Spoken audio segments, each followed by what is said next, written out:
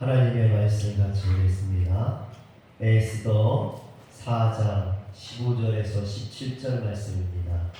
제가 갖고 있는 성경은 구약성경 754면에 나와 있습니다. 에스더 4장 15절부터 17절의 말씀입니다. 에스더가 모르드게에게 회답하여 이르되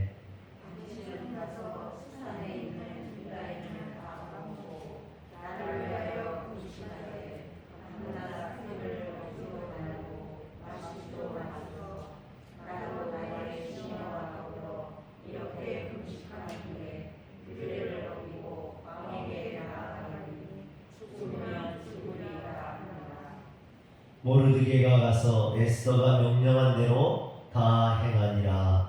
아멘. 할렐루야. 오늘도 하나님의 은혜와 주님께서 주시는 성령의 풍성함이 우리 모든 성도님들에게 임하길 주의 이름으로 축원합니다. 에스더서 1장과 2장은 에스더가 왕후가 되는 그런 되기까지의 이야기라면 3장과 4장은 하만의 유대인 멸절을 모아 이를 알게 된 모르드게의 애통과 간구를 다루고 있습니다. 그런데 시녀들로부터 모르드게의 일을 전해들은 에스더가 걱정이 되어서 무슨 일 때문인지 묻게 됩니다. 자초지정을 모르드게가 이제 설명을 하고 4장 8절에 보면 왕에게 나아가서 민족의 구명을 위하여 탄원해 줄 것을 부탁합니다. 그러나 에스더는 4장 11절에 보면 남녀는 막론하고 부름을 받지 아니하고 안뜰에 들어가서 왕에게 나가면 오직 죽이는 법이요 왕이 그 자에게 금규를 내밀어야 살 것이라. 이제 내가 부름을 입어 왕에게 나가지 못한 지가 이미 30일이라 말합니다. 이처럼 민족의 위기 앞에 도움을 구한 모르드게에게 에스더는 왕 앞에 나간 지가 30일이나 되었기 때문에 어려웠다라고 난색을 표현하죠. 그러자 모르드게가 이 에스더를 아주 강력하게 책망합니다. 그 책망하는 말이 13절과 14절에 나와 있습니다. 그 13절과 14절에 보면 너는 왕궁에 있으니 모든 유다인 중에 홀로 목숨을 건지라 생각하지 말라 그럽니다. 또 14절에 보면 이때 네가 만일 잠잠하여 말이 없으면 유다인은 다른 데로 말미암아 노임과 구원을 얻으려니와 너와 내 아버지 집은 멸망하리라 라고 책망을 하죠. 이런 모르드게의 강력한 충고를 듣고 에스더는 자신의 잘못을 뉘우치고 회개하고 내가 죽으면 죽으리다라는 일사각오의 정신으로 민족의 구원을 위해서 왕 앞에 나아가기로 결단을 합니다. 저는 여기에서 에스더를 믿음으로 또 사랑으로 강하게 책망하는 모르드게의 신앙이나 또 그 책망을 수용하고 자신의 태도를 수정하는 이 에스더의 모습을 보면서 예수님께서 하셨던 말씀 한 가지가 생각났습니다. 어떤 말씀이냐면요, 마태복음 9장 17절에 보면 새 포도주를 낡은 가죽 부대에 넣지 아니하나니 그렇게 하면 부대가 터져 포도주가 쏟아지고 부대도 버리게 되니라. 새 포도주는 새 부대에 넣어야 둘 다 보존되느니라 그랬습니다. 제가 이 말씀이 생각나는 것은 모르드게의 책망에 겸손하게 수용하는 이 에스더의 모습이 새 가죽 부대처럼 이렇게 모든 것을 담을 수 있다라는 것이죠. 에스더는 새 포도주를 담은 새 가죽 부대처럼 모르드게의 질책까지도 그것을 마음에 담고 자신이 그것을 수용했던 것을 보게 됩니다. 여러분, 새 포도주가 발효될 때는요, 그 포도주에서 가스가 나와서 이게 부글부글 끓어오르면서 이 부피가 팽창하게 됩니다.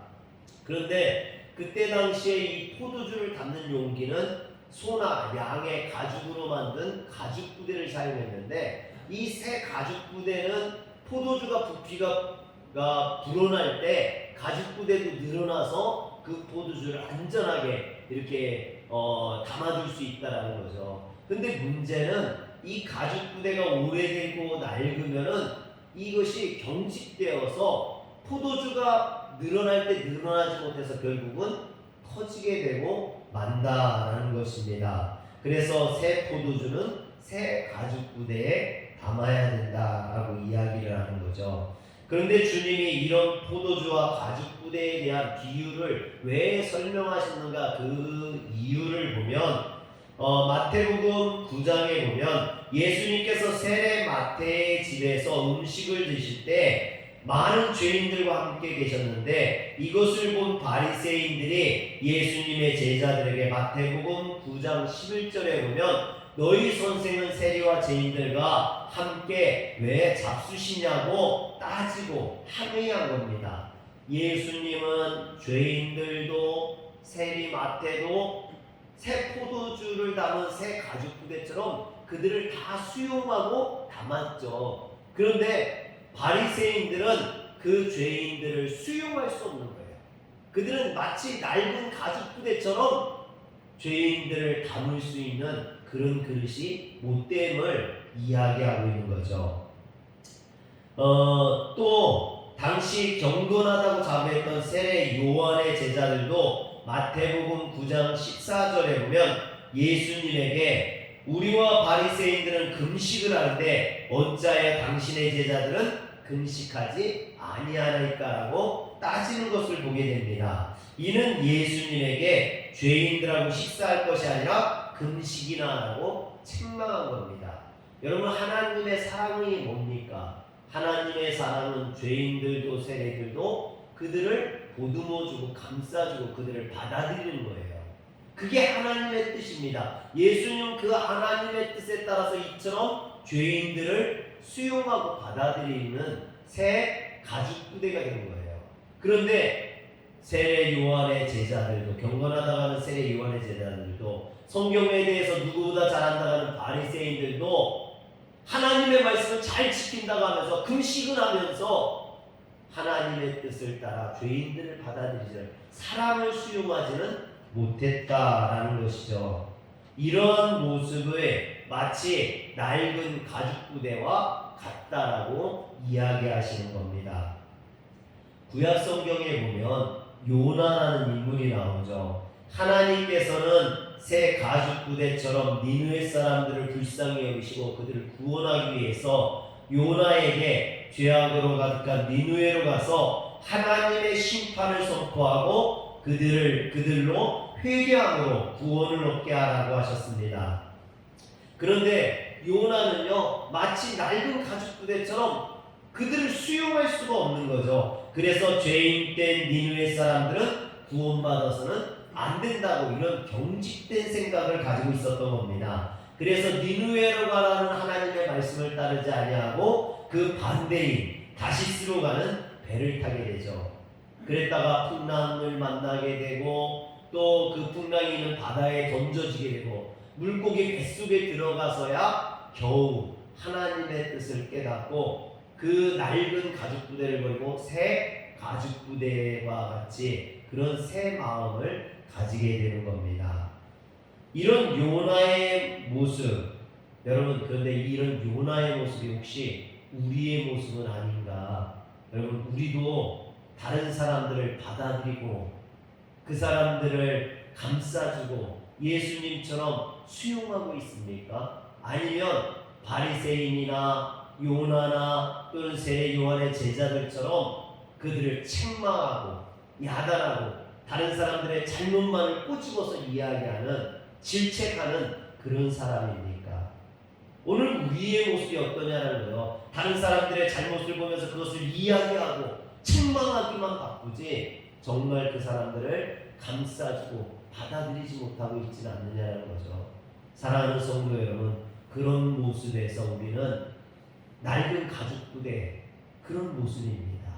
이제 낡은 가죽 부대의 모습을 버리고 새 가죽 부대처럼 죄인까지도 수용할 수 있는, 그들을 담을 수 있는 새 가죽 부대가 되시길 주의 이름으로 축원합니다.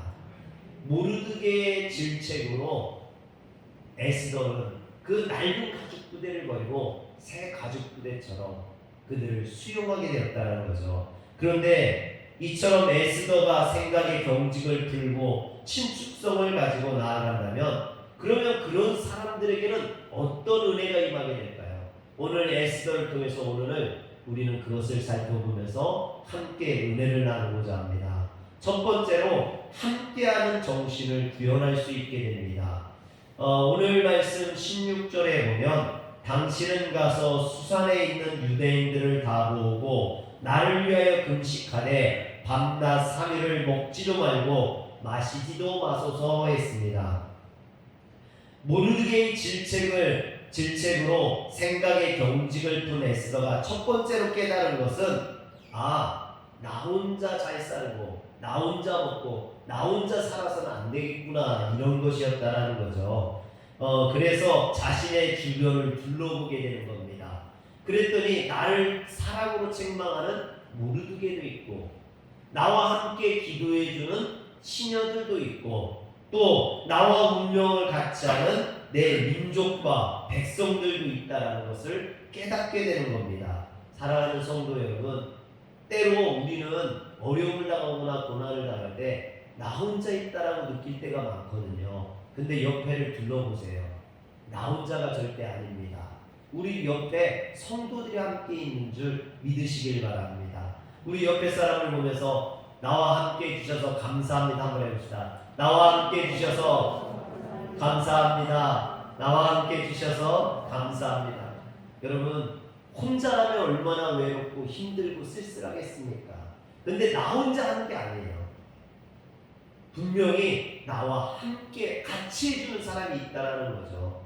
그것이 은혜가 된다라는 겁니다. 모르드게는 이것을 깨닫게 하고 있는 거예요. 그래서 13절에 보면 모르드게가 그를 시켜 에스더에게 화답하되 너는 왕궁에 있으니 모든 유다인 중에 홀로 목숨을 건지라 생각하지 말라 그럽니다. 여기서 중요한 게 뭐냐면요, 왕궁에와 홀로예요.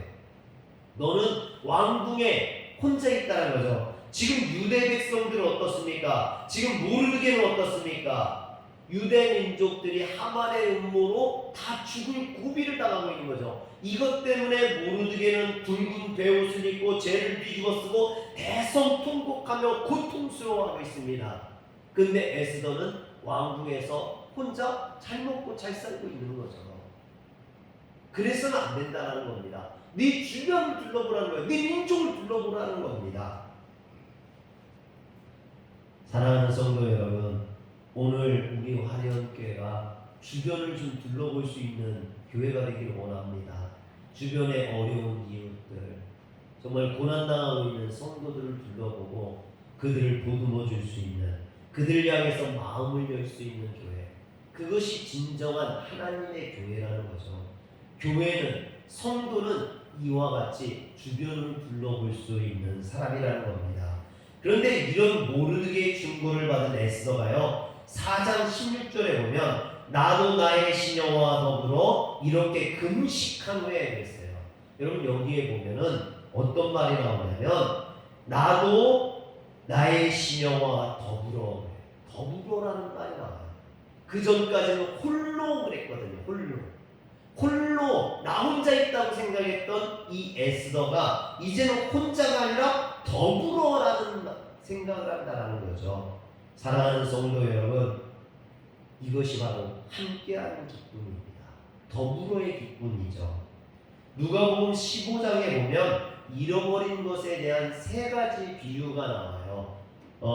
잃어버린 양을 찾은 목자의 비유, 잃어버린 드라크마를 찾은 여인의 비유, 잃어버린 탕자의 비유를 하는 잃어버린 아들을 되찾은 아버지의 비유, 이렇게 세 가지가 나오는데 그 결론들이 다 똑같아요.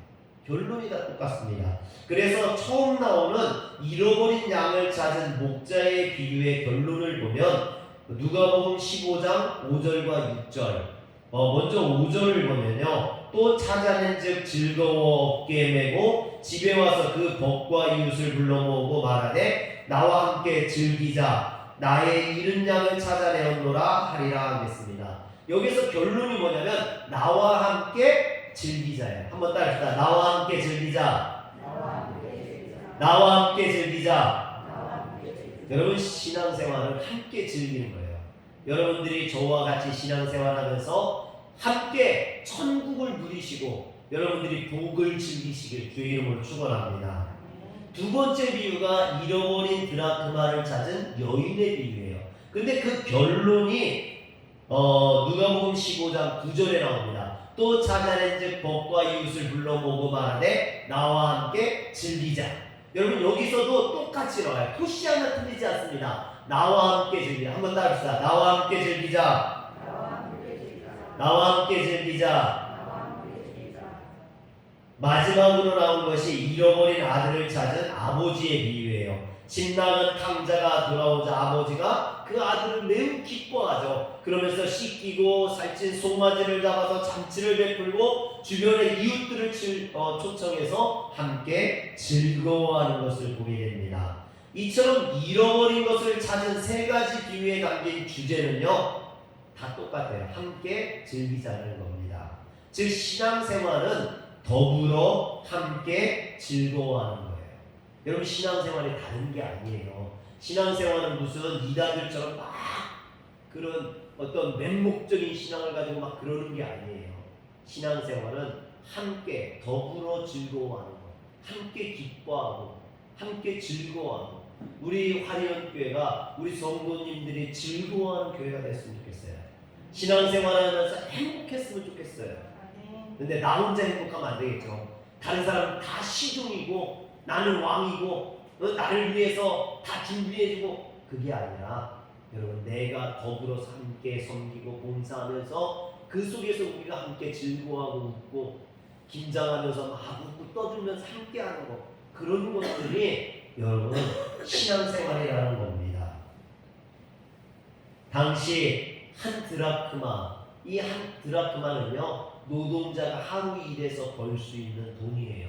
그러니까 하루 일해서 한 10만 원쯤 요즘 버나요? 그렇다면 한 드라크마가 10만 원이에요. 근데 10만 원을 찾았다고 이웃들을 초청해서 잔치를 베풀면 뭐가 남겠습니까? 여러분 그렇지 않아요? 양 한 마리 잃어버렸다 찾았다고 동네 잔치를 베풀면 뭐가 남느냐고요. 잃어버린 아들을 찾았다고 동네 잔치를 베풀어서 사람들을 대접하면 뭐가 남겠습니까? 경제적인 논리로 보면 이건 맞지 않는 거죠. 잘못된 거죠. 쟤네들 뭐야? 이해할 수 없는 거죠. 여러분 그래서 세상은 교회를 이해할 수 없는 거예요. 왜? 세상은 경제적인 논리로 바라보지만 우리는 더불어 함께 즐기는 논리로 보기 때문에 그것이 하나님의 복음이고 신앙생활이기 때문에 우리는 함께 즐거워하고 기뻐하고 즐기는 거예요. 그래서 나누고 베푸는 거죠. 여러분 그 나누고 베푸는데 함께가 있는 거예요. 더불어가 있는 거고 기쁨이 있는 거죠. 그런데 세상적인 경제적인 논리로 보면 이해할 수 없죠. 여러분 그래서 바울은 신앙생활에 대해서 뭐라고 하냐면 로마서 12장 15절에 보니까 즐거워하는 자들과 함께 즐거워하고 우는 자들과 함께 울라. 여러분 신앙생활이 어려운 게 아니에요. 신앙생활은요 즐거워하는 자들과 함께 즐거워해주고 우는 자들과 함께 울어줄 수 있는 거 그게 신앙생활이에요. 여러분 성도 중에 누가 기쁜 일이 있으면 함께 즐거워해주는 거예요. 슬픈 일이 있으면 함께 울어주는 거예요. 그게 신앙생활이에요. 할렐루야.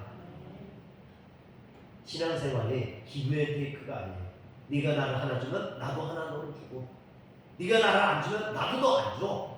이게 신앙생활이 아니라는 거죠. 그런데 우리가 이런 더불어 함께하는 정신을 구현할 때 그곳에 하나님의 은혜가 임하게 됩니다. 성령의 충만함이 임하게 됩니다. 주님께서 뭐라 하시냐면 마태복음 18장 20절에 두세 사람이 내 이름으로 모이는 곳에 나도 그들 중에 있느니라. 우리가 더불어 함께할 때 그곳에 주님이 함께하고 그것이 곧 교회인 줄 믿으시길 바랍니다. 우리가 에스더처럼 생각의 경직을 풀고 신축성을 가질 때 누릴 수 있는 두 번째 은혜는요 바로 기도의 은혜예요. 중복 기도의 은혜. 여러분 모르드게의 책망으로 자신의 생각을 수정한 에스더는 모르드게에게 중보 기도를 부탁합니다. 그래서 16절에 보면, 오늘 말씀 16절에 보면, 당신은 가서 수산에 있는 유대인들을 다 모으고 나를 위하여 금식하되 밤낮 3일을 먹지 말고 마시지도 마소서. 금식 기도를 부탁하죠. 여러분, 에스더는 생각의 경직을 깨뜨리자 자신이 사용할 수 있는 강력한 무기가 있다는 걸 깨닫게 돼요. 그게 뭐냐면 기도라는 거예요. 특히 어떤 금식 기도, 또 같이 할 수 있는 이런 중보 기도, 이것을 깨닫게 되는 거죠. 얼마 전에 저 아주 친한 목사님한테 급한 문자가 왔어요. 자녀가 지금 미국에서 위급한 상황에 있는데, 어려운 상황에 빠졌는데, 목사님 한국에 있고 자녀는 미국에 있는데 미국에서 이제 어려움을 당한 거예요. 그래서 급하게 연락을 받았는데 갈 수도 없는 거죠. 그러니까 막 다급한 거죠. 눈이 아찔해지고 막 정신이 혼미해지고 어떻게 해야 될지 모르겠는 거예요. 마음은 급하고. 그래서 생각한 것이, 내가 이래서는 안 되지. 지금 기도해야겠다. 나만 기도할 게 아니라 정말 믿을 수 있는 분들한테 기도를 부탁해야겠다. 그래가지고 이렇게 찾아서 생각해서 막 생각나는 대로 이렇게 찾아서 문자를 보내고 기도를 부탁했는데 12명이었대요. 12명한테 문자를 보내서 12명한테 정말 이 위급한 상황에 기도해달라고, 뭐 자세하게 설명은 못하지만 막 기도해달라고. 그래서 저도 그 문자를 받고 새벽에 나와서 막 기도했어요. 하나님한테 막 간절히 기도했는데, 다행히 그 다음날 그 문제가 잘 해결되고 그 자녀가 풀려나고 이런 일들이 있었습니다. 그래서 그 목사님을 이제 그 이후에 이제 만나가지고 이야기를 하는데, 정말 너무나 놀라기도 하고 위급하기도 하고 어려웠었다고 그래요. 그런데 그 12명의 기도가 얼마나 힘이 되고 능력이 됐는지, 하나님께서 역사하시는 그 문제를 무리 없이 잘 해결되게 돼서 너무나 감사하다고 해요. 그래서 제가 그 목사님한테 했던 말이, 목사님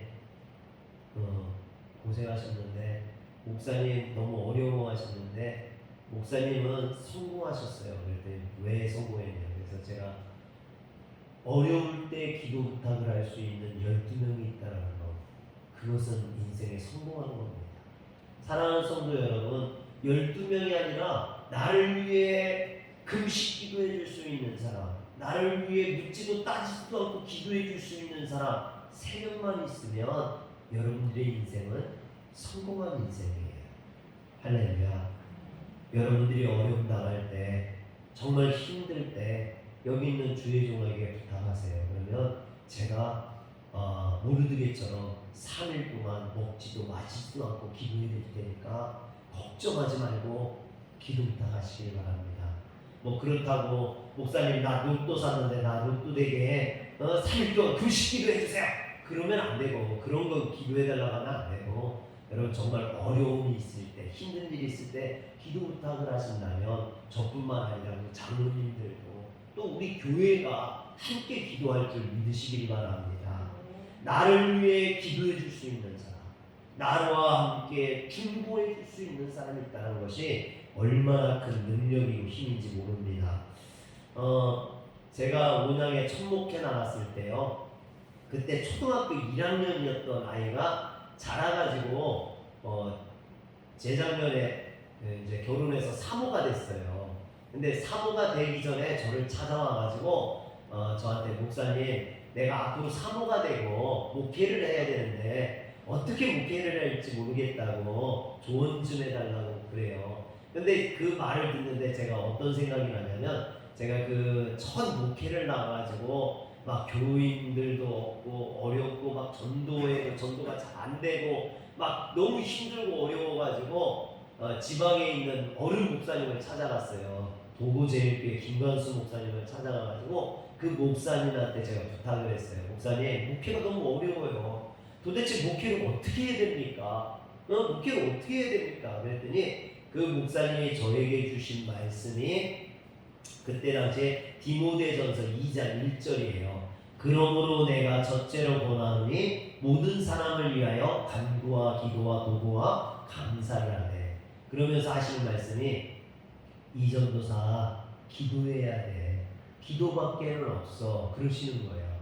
근데 제 마음속으로 그때는 무슨 생각이 했냐면, 에이, 누가 그걸 몰라? 누가 그걸 몰라서 묻나? 그냥 뭔가 현실적인 도움을 좀 얻으려고 하는 거지. 그랬거든요. 근데 제가 목회를 하면서 보니까 진짜 기도밖에 없더라고요.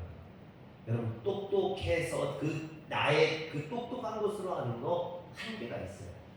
지혜, 능력, 학식, 학벌 그거 다 소용없더라고요. 여러분, 제일 중요한 게요, 무릎 꿇는 거더라고요.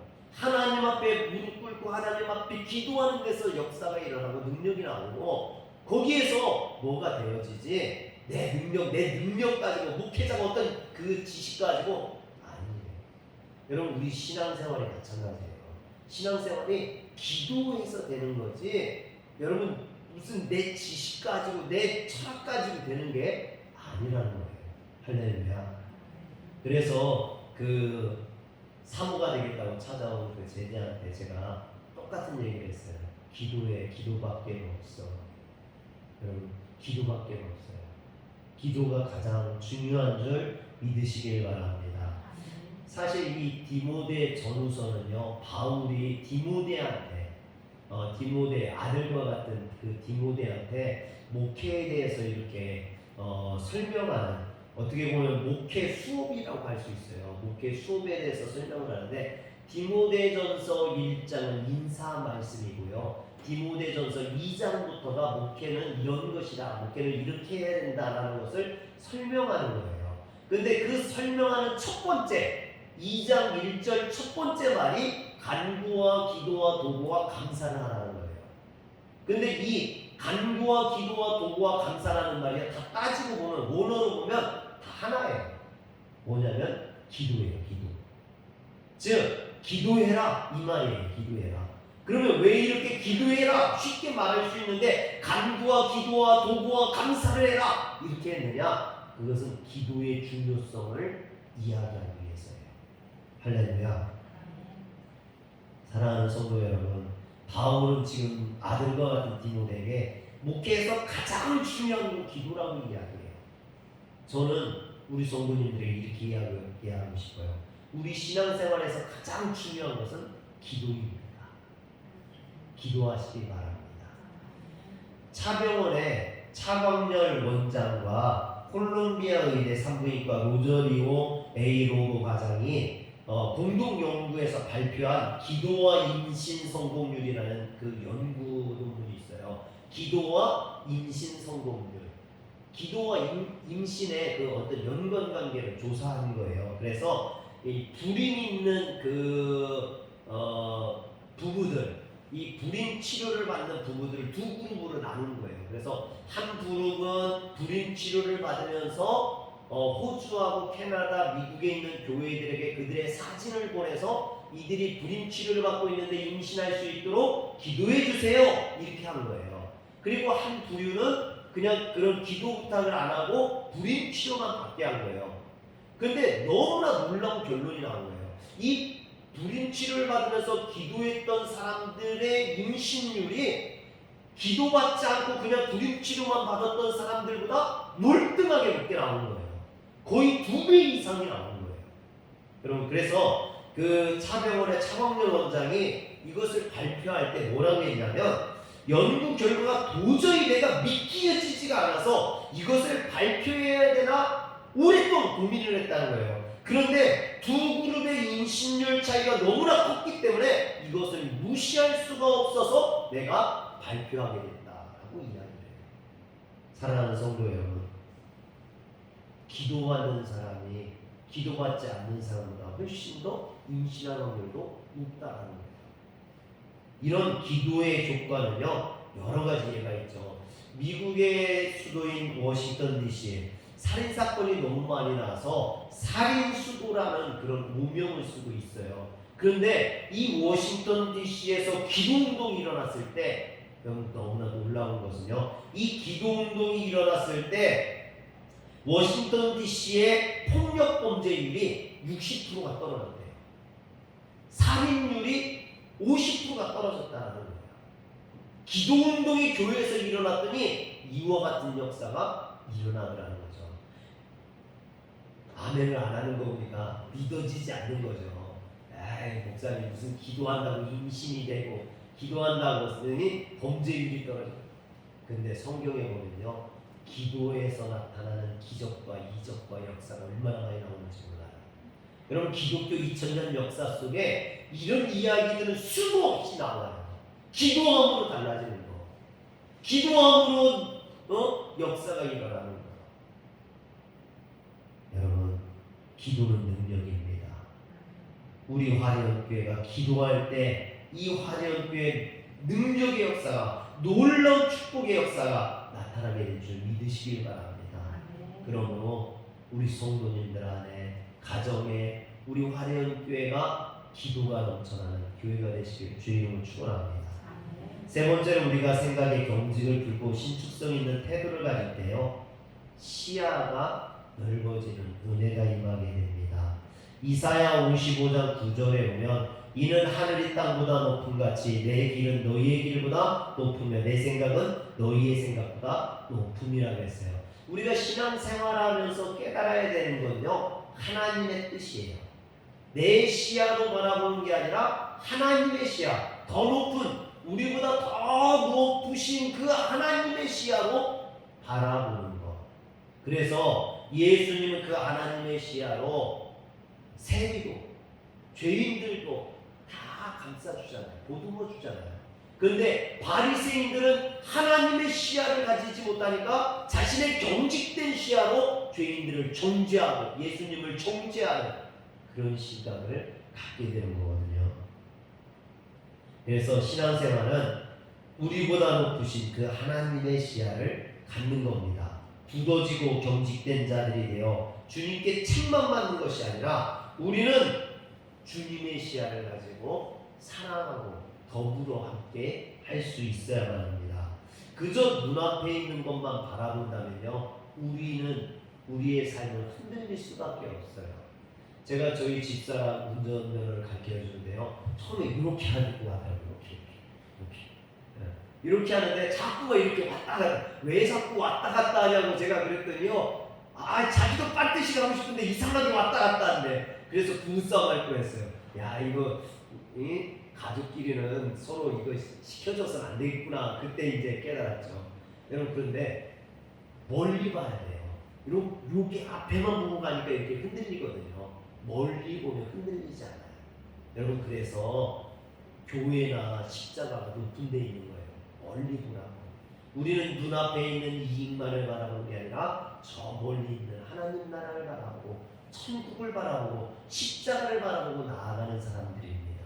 그래야 우리 인생이 흔들리지 않을 수 있어요. 넘어지지 않을 수 있습니다. 오직 주님만을 바라보고 나아가는 성도들 되시길 바랍니다.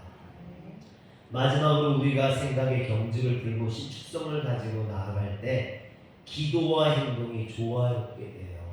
무슨 얘기냐면 우리가 기도만 하면은 될 것 같지만 사실은 기도함으로 통해서 우리가 나아갈 수 있어야 된다는 것이죠. 오늘 에스더를 보면 나를 위해 금식 기도해 주세요. 그걸로 끝난 게 아니라 금식 기도한 후에 뭐라고 합니까? 내가 죽으면 죽으리라 하는 마음으로 왕 앞에 나아가겠다. 여러분, 우리의 신앙은 여기까지 가야 되는 거예요. 나아가는 데까지. 기도하고 멈추면 안 된다는 거예요. 기도는 그래서 우리가 나아갈 수 있도록 힘을 얻는 거예요. 기도는 내가 나아갈 수 있는 용기를 얻는 거예요. 그 용기와 힘을 갖고 나아갔을 때 역사가 이루어지는 거죠. 다윗이 골리앗과 싸우러 나갈 수 있었던 건 물론 기도의 힘이지만 그 기도의 힘을 가지고 나아갔을 때 하나님의 축복의 승리의 역사가, 그 골리앗을 무찌를 수 있는 역사가 일어날 수 있었던 거죠. 사실 오늘 우리 성도들에게 부족한 부분이 이런 거거든요. 기도는 열심히 하는데 정작 나아가지 않는 성도들이 많다라는 겁니다. 애국 군대가 출애굽한 이스라엘 백성들을 막 쫓아와요. 이스라엘 백성들이 앞에 홍해가 가로막고 있어요.